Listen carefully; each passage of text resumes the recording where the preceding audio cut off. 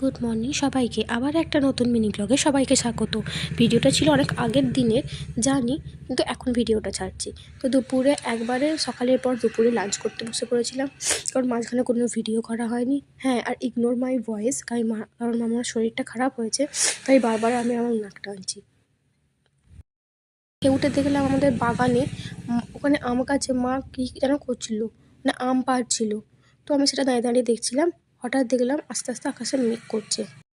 তারপর আস্তে আস্তে আকাশে যা মেঘ করে এসেছিলো, দেখে তো মনে হচ্ছিলো বৃষ্টি হবে, কিন্তু শেষ পর্যন্ত কিছুই হয়নি।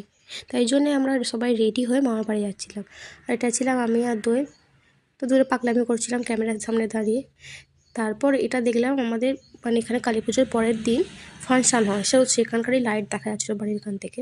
তো মামার বাড়ি থেকে বাড়ি ফেরার সময় আইসক্রিম কিনেছিলাম, তো সেটাই বাড়িতে বসে খাচ্ছিলাম। পরে দেখি হঠাৎ করে জোর ঝড় উঠে যায়। জানি না বৃষ্টি হবে কি না হবে না। তো আজকের মতো এইটুকু।